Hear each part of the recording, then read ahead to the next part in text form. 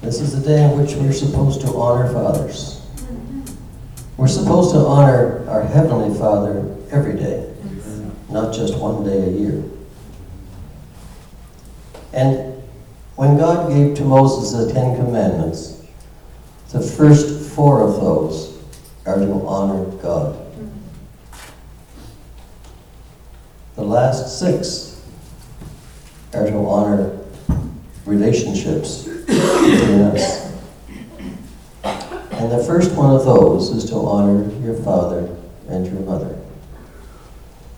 It's kind of interesting that mother was even included, because in those days, women were really not considered to be worth very much. They were property. They had no legal rights, they had no rights of any kind, except they were property of men. So the fact that God put them in there to honor your father and your mother is in itself significant. But there was no other honoration of mothers or fathers until actually the beginning of the last century. A woman by the name of Anne Jarvis was so enraptured by what her mother had done that she thought there should be a day to honor mothers.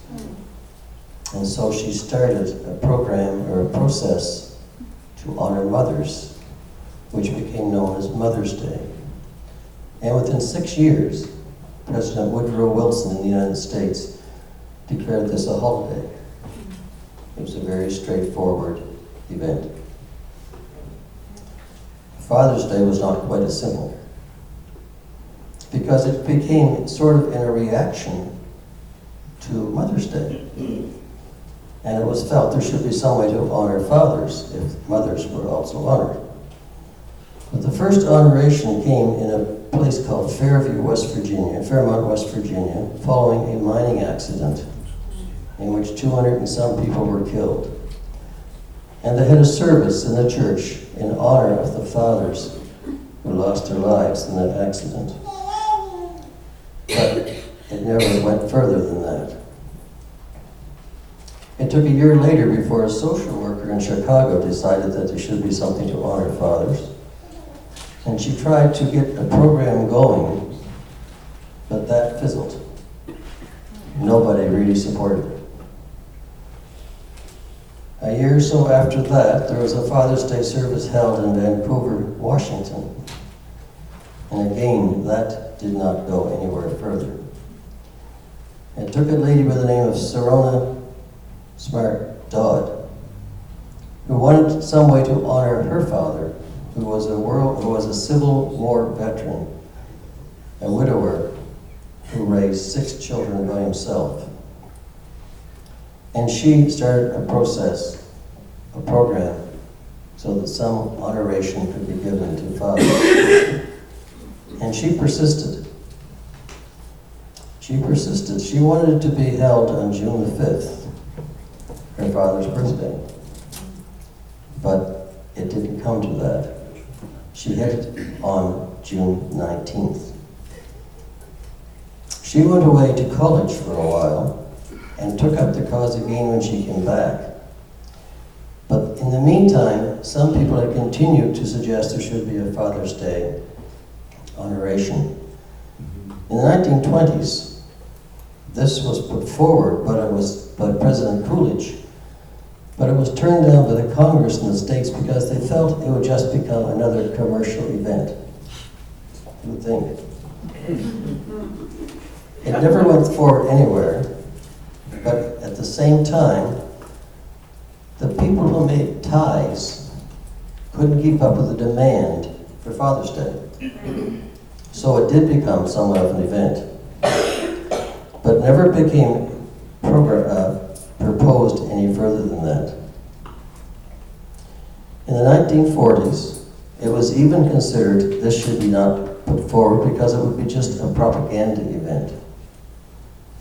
Mother's Day went forward with no trouble, but Father's Day would be a propaganda event. It just didn't work out. It was back in 1957, Margaret Ann Smith, who was a congresswoman, suggested there should be something done to Congress to honor both parents, or that neither should be honored. And this went forward from there. In 1961, Walt Herman resurfaced the proposal for Father's Day, and it was actually proclaimed by Lyndon Johnson in 1960. And in 1972, Richard Nixon declared it an official holiday. It took almost 70 years, whereas Mother's Day was only 6. So, fathers, be honored today. It's a long process getting here. Go back to the fact that this was honored first in the Ten Commandments. Yes. To honor your father and your mother, so that your days might be long in the land that God promised you. And there's a corollary to this. Because if you were to be honored by your children, you have to honor them and give them respect as well. But it's true.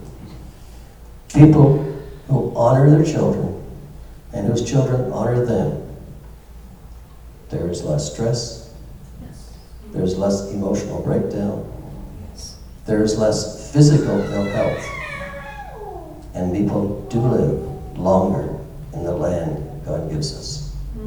Honor your father and your mother.